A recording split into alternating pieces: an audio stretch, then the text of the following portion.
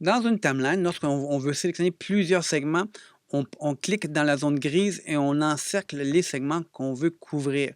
Remarquez bien qu'il faut encercler entièrement les segments. Les segments qui ne sont pas entièrement choisis ne sont pas sélectionnés. Et ensuite, on peut donc bouger le segment. Que se passe-t-il lorsqu'on veut bouger à partir d'ici et jusqu'à la fin? Bien, il faut faire un encerclement jusqu'à la fin et ça devient passablement long si votre timeline est très longue. Donc, je vais faire Undo. Je vous montre l'outil fait pour ça, le To the Right. Le To the Right est un bouton que j'ai assigné sur ma timeline. Je suis allé chercher par mon raccourci Commande Palette et je suis allé dans l'onglet Edit et je suis allé chercher To the Left et To the Right pour mes besoins. Je les ai placés ici. Donc, cette fonction-là, je peux être n'importe où dans ma timeline, même si elle est très longue. Je fais To the Right et voilà, c'est la sélection, elle est faite. To the Left, c'est la même fonction. To the Left, il va sélectionner et donc je peux déplacer le segment de cette façon-là. Je vais faire Undo pour revenir et donc vous faire remarquer un problème peut-être potentiel pour vous. Il existe un setting qui permet de ramasser les pistes noires. Donc, je vais vous montrer où est-ce qu'il est. File, Setting. Vous avez le User, l'onglet User, et comme on travaille sur une timeline, c'est donc le setting de la timeline qu'on va ouvrir.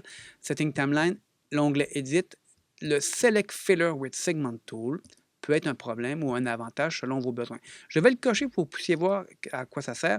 Ça permet au Segment Tool de sélectionner du noir. Je peux prendre mon noir et le déplacer.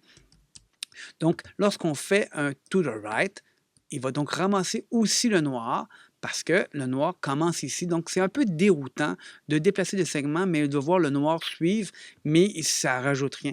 Donc, si vous avez vraiment de la difficulté à gérer ça, bien, passez donc par vos settings, allez chercher le Timeline Setting et donc décocher le menu ici.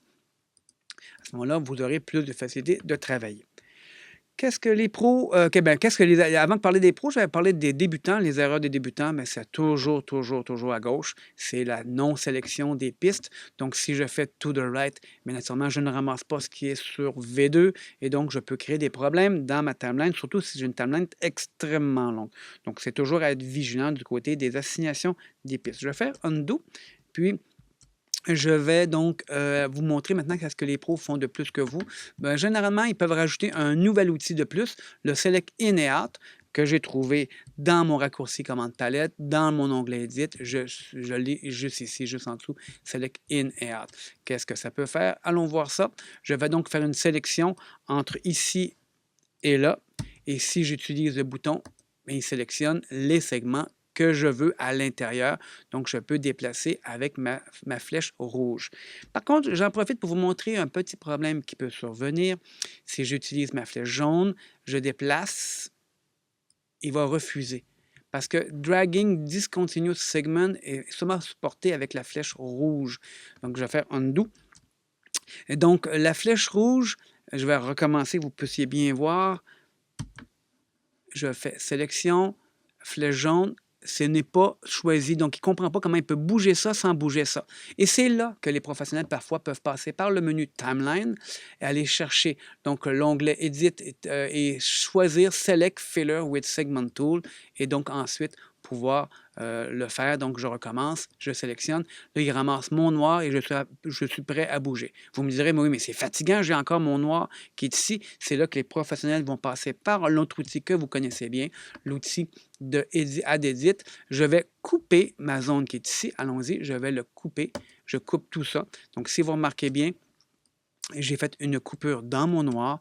Donc, si je me positionne ici, je fais un In et je fais Select In et Out. Il sélectionne qu'à l'endroit au début du noir. Et donc, les professionnels ne sont pas dérangés par le problème du noir. Pour aller plus vite que vous, les professionnels, donc je vais faire Undo, les professionnels vont, bouton de droite dans la timeline, vont aller chercher Select To the Right.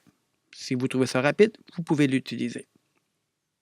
Et maintenant, le dernier truc du pro, si vous trouvez ça dur à chaque fois de cliquer sur To the Right puis que ça ramasse automatiquement le noir et que vous ne voulez pas passer par les menus que je vous ai montrés, les pros vont faire la chose suivante. Ils vont cliquer dans Timeline, bouton de droite et aller chercher Select Filler with Segment Tool. Il désactive à partir de là.